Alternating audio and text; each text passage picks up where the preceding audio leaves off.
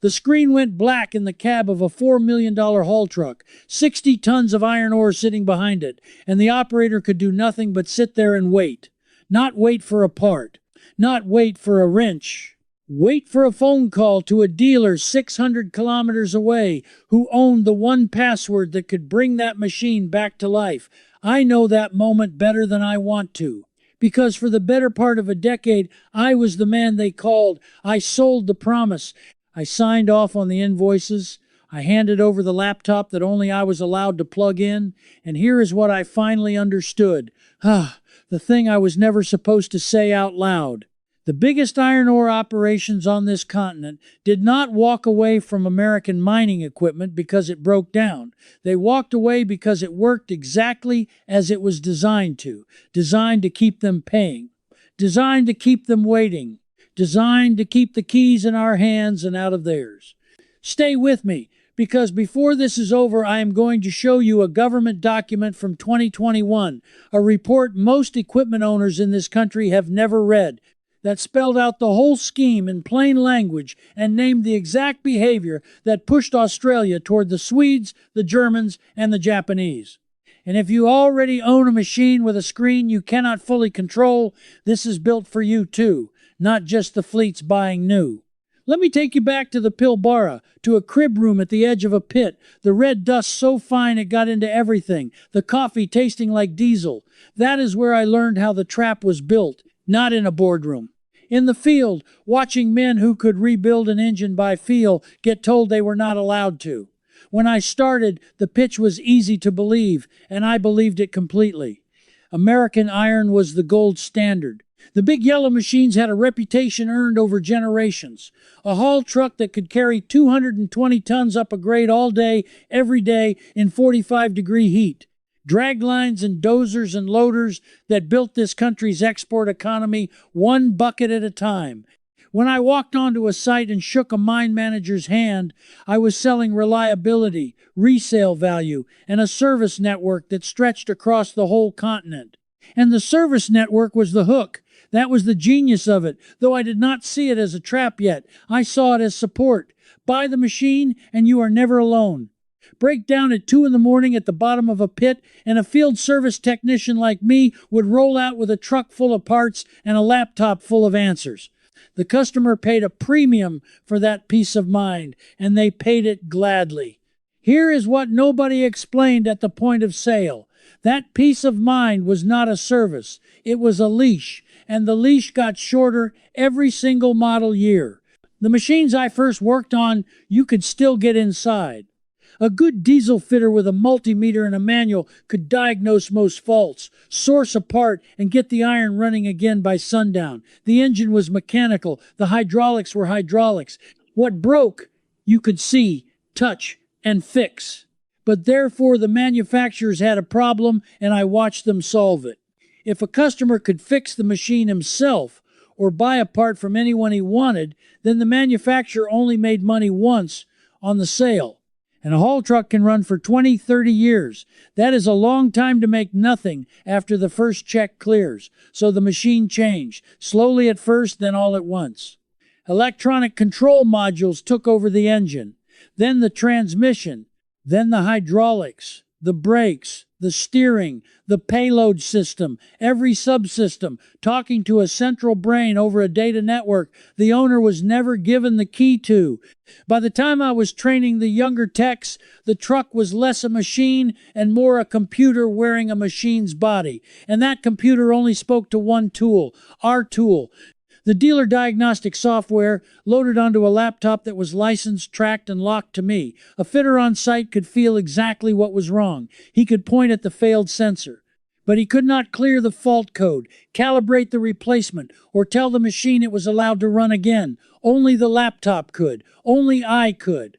I want you to sit with what that means, because it took me years to feel the weight of it.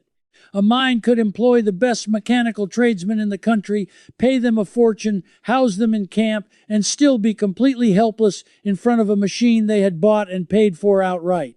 The knowledge was in their hands. The permission was in ours.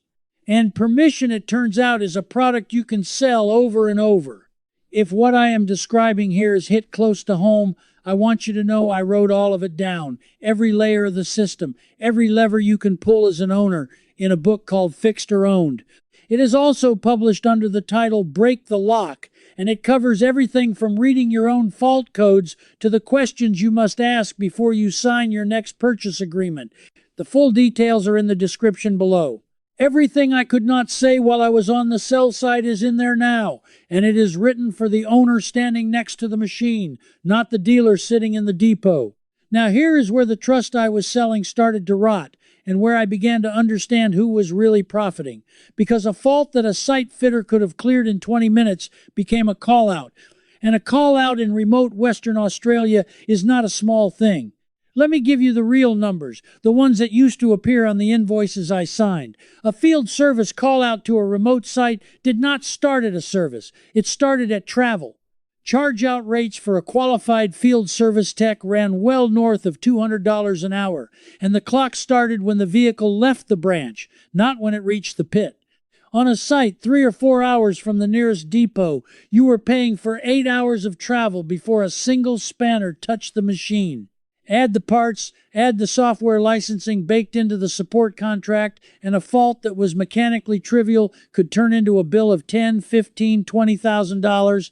But the call-out fee was never the real cost. Not even close. The real cost was the machine standing still. A single large haul truck in an iron ore operation, when it is running, moves an amount of ore that translates into production value measured in the tens of thousands of dollars per hour. I sat in meetings where the site people worked it out in front of me. Every hour that truck sat dead was ore that did not reach the crusher, did not reach the train, did not reach the ship, did not reach the customer in Asia who had already signed the contract. Downtime in mining is not an inconvenience. It is the whole game. The entire operation is built to keep the iron moving, and a lock screen stops the iron cold. So picture the arithmetic from the mine's side. The fault is minor. The part is on the shelf. The fitter knows exactly what to do, but the machine will not accept the repair until a dealer technician drives 4 hours through the dark to plug in a laptop and type in a code. That is not 4 hours of labor cost. That is 4 hours, plus travel, plus wait, of a machine bleeding tens of thousands of dollars an hour in production it will never get back. I watch mine managers do that maths in real time, their faces going hard, and I told myself it was just the price of running world-class equipment. That is the lie I lived inside. Because the truth was uglier. The delay was not a flaw in the system. The delay was the system. Every hour the customer could not fix his own machine was an hour that proved he needed us. And a customer who is convinced he cannot survive without you will renew that support contract every single year without blinking. Therefore, the manufacturers had built something better than a good product. They had built dependence, and dependence does not show up on the spec sheet. Now let me pull back the next layer, because it goes deeper than the diagnostic laptop, and this is the part that started to make me sick. It was not only that the customer could not clear a fault, it was that the customer could not choose. Once a mine was committed to a fleet of these machines, the whole surrounding economy was captured. The parts had to come through the dealer channel because a non-genuine part might not be recognized by the control system or might throw a fault the machine would then refuse to run through. The software updates came from one place, the training came from one place. Even the data the machine generated, the payload figures, the engine hours, the health monitoring, all of it flowed up into the manufacturer's cloud and back down through the dealer, and the owner saw only what he was allowed to see. Think about that. The mine bought the machine. The mine ran the machine. The mine's own dirt and diesel and operators generated the data, but the data belonged to the manufacturer. The owner was renting access to information his own machine created. And once you control the parts, the software, the data, and the permission to repair, you control the price of all of it. There is no competition to push the cost down, because there is no competitor allowed inside. A genuine part could be marked up 2, 3, 4 times over what an equivalent component cost, and the customer paid it, because the alternative was a machine that would not run and a warranty that would not hold. I remember the exact moment the whole thing turned over in my head. I was standing next to an old fitter, a bloke who had been fixing machines since before I was born, and he had a failed sensor in his hand. A $20 part, near enough. He looked at me and he did not shout. He just said quietly, you know I can fix this, and you know you are going to charge them 4 figures to let me. And I did not have an answer, because he was right, and we both knew who was going home with the money. That was the day I stopped believing the brochure. But I kept selling it, because it was my job, and that is the part I am not proud of. Here is the thing, though. The mines are not run by fools. The people running the biggest iron ore and coal operations on Earth are among the sharpest operators in any industry anywhere. And when you build a trap that costs your customer tens of thousands of dollars an hour and treats his own tradesmen like children, eventually that customer does the maths on the whole relationship, not just the call-out. Eventually he starts looking at the door. And when the Australian mining giant started looking at the door, there were other machines waiting on the other side of it. This is where the exodus began, and it did not come from America. It came from Sweden, from Germany, from Japan. 2 Swedish names in particular, Sandvik and Epiroc, had spent years building underground drilling and loading equipment with a very different philosophy about who owns the machine. Epiroc in particular, which spun out as its own company in 2018, leaned hard into automation and, crucially, into interoperability, machines and systems designed to talk to more than one master.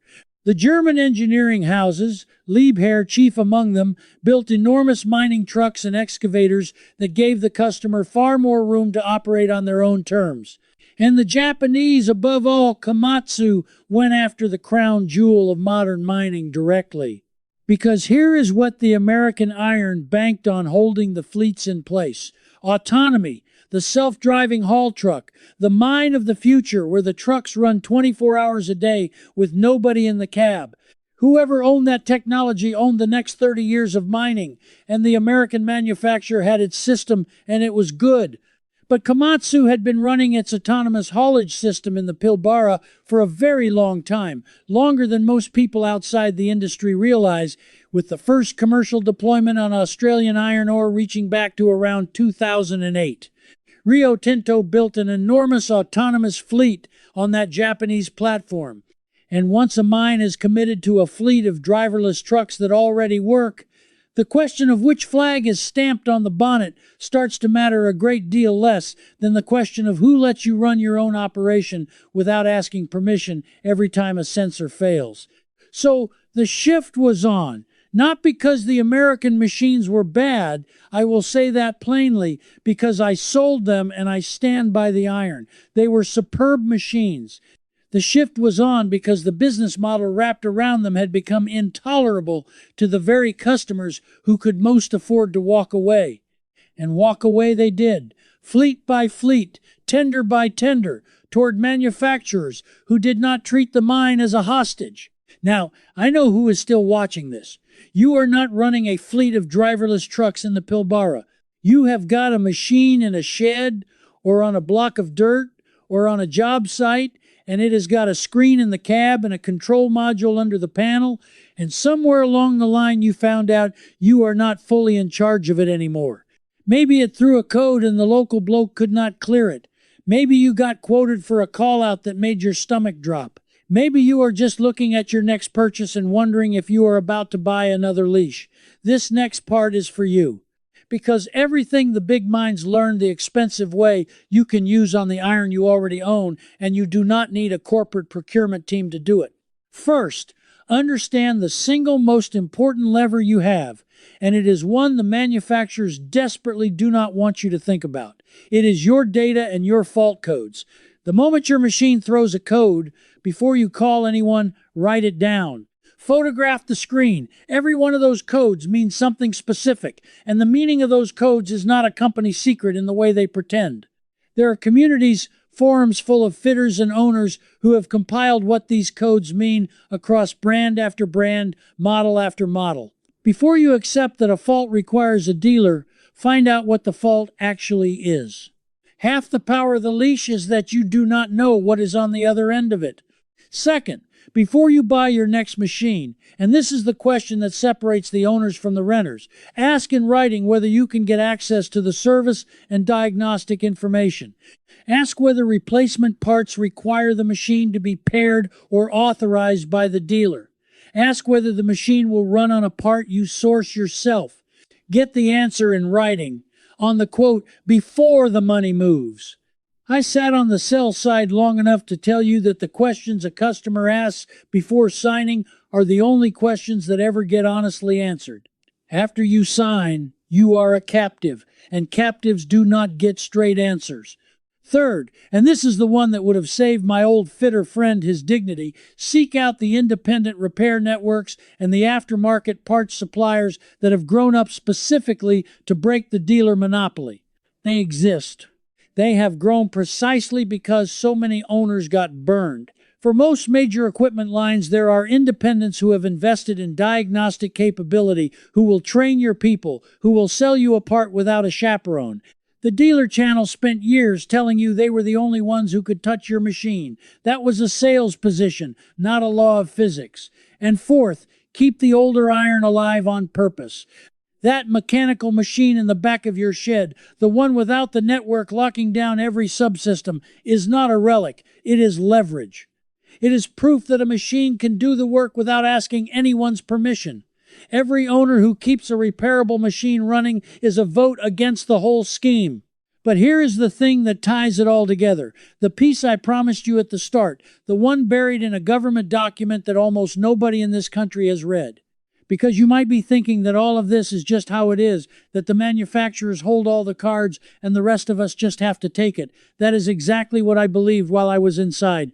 Then, in 2021, the Australian Productivity Commission, the federal government's own independent research body, handed down a report titled simply, Right to Repair. And I sat down and read the whole thing, and it was like reading a confession that was not mine. Because that inquiry did not just look at phones and cars. It looked squarely at the problem of manufacturers restricting access to repair information, to spare parts, to diagnostic software, and to the tools needed to keep expensive machines running. It examined the exact behavior I had been part of for years.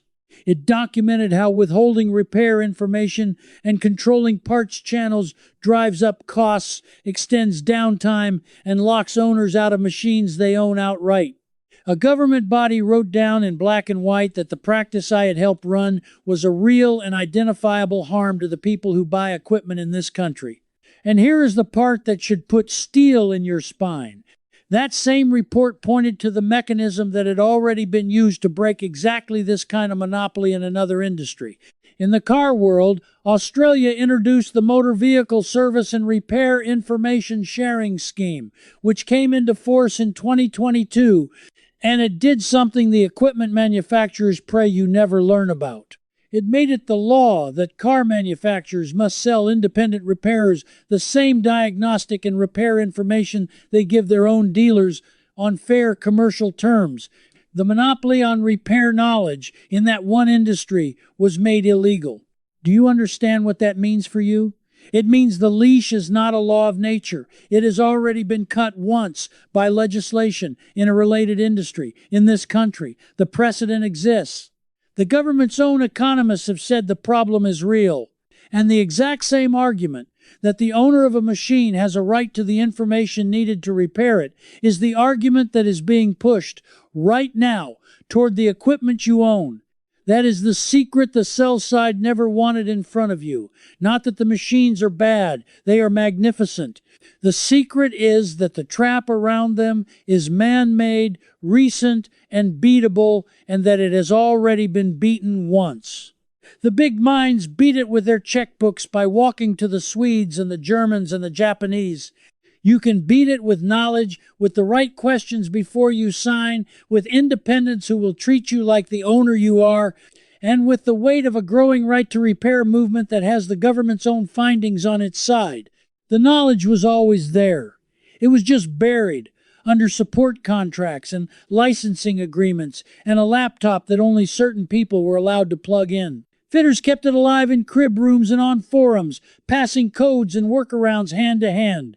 And now you have it too.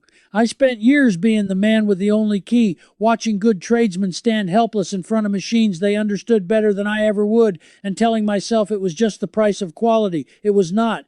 It was the price of control. And it was being charged to the wrong people. The iron was never the problem. The chain wrapped around it was, if you are the kind of owner who believes that a machine you paid for is a machine you should be able to fix, then you already understand everything the Fleets and the Pilbara figured out. You do not rent your independence. You do not ask permission to run your own iron. You own it, all the way down to the fault codes on the screen. So tell me one thing, and be specific, because I read these. What is the machine you own that has a screen or a lock you cannot get past? And what did the last dealer call-out cost you to clear something you knew you could have fixed yourself? Name the brand. Name the number on that invoice.